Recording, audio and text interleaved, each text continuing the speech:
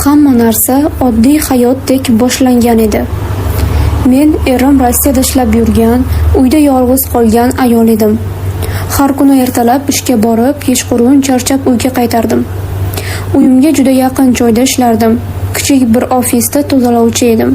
U yerda katta kompaniya egasi, yaxshi kiyinadigan, muloyim, so'zi shirin inson bo'lgan Rahmat aka rahbarlik qilardi. Avvalida u menga mehribon ustozdek edi. Og'ir sumkamni ko'tarib berar, yo'l yo'riq ko'rsatar, hatto ba'zida choy quyib ham berar edi. Men faqat o'z ishim bilan band edim. Kim nima deyishdan qat'iy nazar, erimga sadoqatli, voyaga yetgan farzandimning onasi edim. Bir kuni kechki payt ishdan chiqishimga yaqin Rahmat aka o'zi chaqirdi. "Opoq, bugun kechgacha ish qoladi. Agar yordam bersangiz, ozgina qo'shimcha haq to'layman" dedi.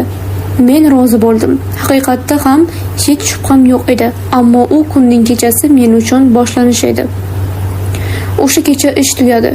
Men cho'ntak telefonimni chiqarib, uyimga jo'nash uchun tayyorgarlik ko'rayotgan edim. U yonimga keldi.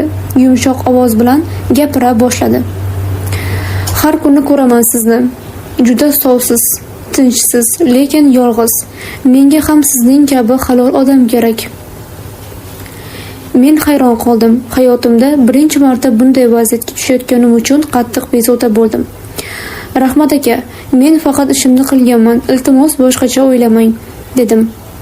U kulimsirab javob berdi. "Hech narsa qilmaysiz. Menga shunchaki vaqt ajrating. Men ham yolg'iz." Men darrov ketdim. O'sha kundan so'ng har kuni ishdan keyin ham u mendan e'tibor talab qila boshladi. Kechasi men uyda yolg'iz ekanimni bilib, telefonimga SMSlar yuborar, "Uyingizga borsam bo'ladimi?" deb so'rardi. Men rad qildim.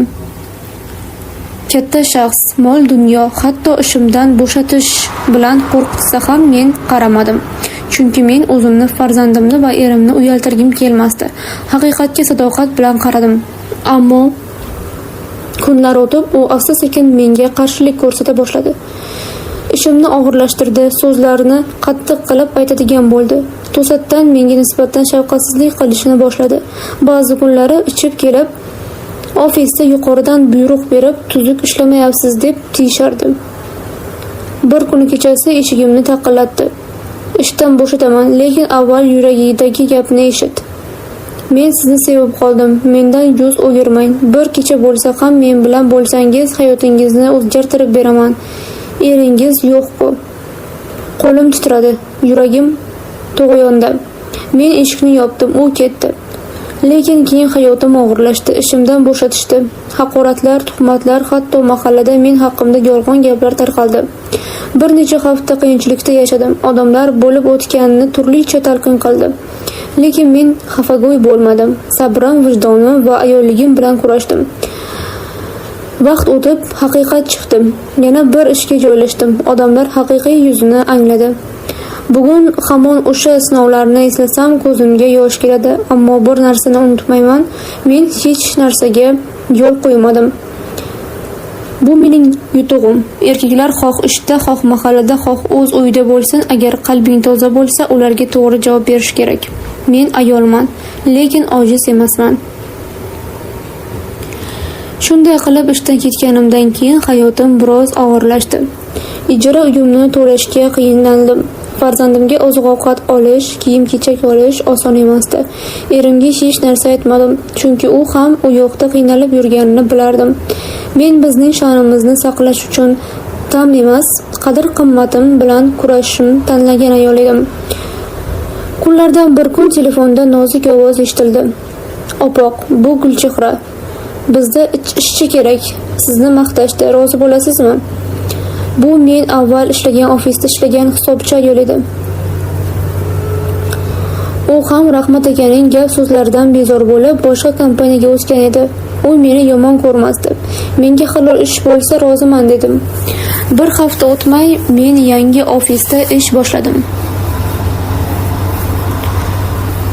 U yerda muhit juda toza, insonlar juda oddiy va samimiy edilar. Men uchun bu jonbaxsh havodek edi. Endi hech kim meni tugmachani bosib chaqirmasdi, hech kim noqulay ko'zlar bilan qaramasdi. Lekin Rahmat aka tinmadi.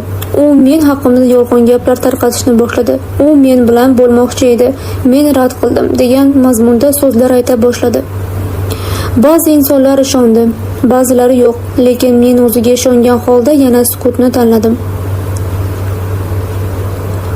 Bir kecha mening uyim oldida bir mashina to'xtadi. Qo'rqib eshikdan qarasam, u edi. "Opoq, men sizni sevaman. Yo'q deganingiz meni ahmoqlikka boshladi. Har kecha uyingiz oldida to'xtab o'tiraman. Iltimos, bitta bor tinglang." Men chiday olmadim. Unga qarab qattiq ovozda aytdim: "Sizga bir kecha kerak, menga esa farzandim uchun pok yuz, kelajak, tinchlik kerak. Men oilasi bor ayolman. Men odamlar oldida emas, Alloh oldida yuzim tik bo'lishini xohlayman." U jim qoldi. Bir muddat nima derini bilmadi. Keyin boshini past solib mashinasiga o'tirib ketdi. O'sha kundan keyin meni bezovta qilmadi. Oradan bir yil o'tdi. Erim qaytdi. U qaytganda mening qiyofamda o'zgarish ko'rdi. Charchoq, og'riq, lekin ko'zlarimda nur bor edi. U hayron bo'ldi. Men unga hech narsa aytmadim. Faqat bir gapni dedim. Men sizni, o'zimni va farzandlarimizni himoya qildim. Hech kim menga tegmadi, chunki men yo'l qo'ymadim. Erim ko'zimga qarab: "Sen mening iftixorim ekansan" dedi. Bugun men uyimda, farzandim bag'rida tinch hayot kechirmoqdaman. Ishlayman, obro'liman. O'sha qiyin kunlar ortda qoldi. Qalbimda og'riqlar bor, lekin u meni kuchli qildi. Hayotda har bir ayol yo'l ikkilanishda qoladi. Bir tarafda oson pul, muvaffaqiyat, lekin poklikni yo'qotish xavfi bo'lsa, ikkinchi tarafda qattiq sabr, lekin vijdon tozaligi bor. Men ikkinchisini tanladim va afsuslanmayman. Xulosa, bu hikoya ko'p ayollar hayotida bo'ladi. Hayotimizda sinovlar, vasvasalar bo'ladi, lekin vijdonni sotmaslik bu eng katta jasorat. Shu yo'lda turgan barcha ayollarga bu hikoya kuch va ilhom bersin.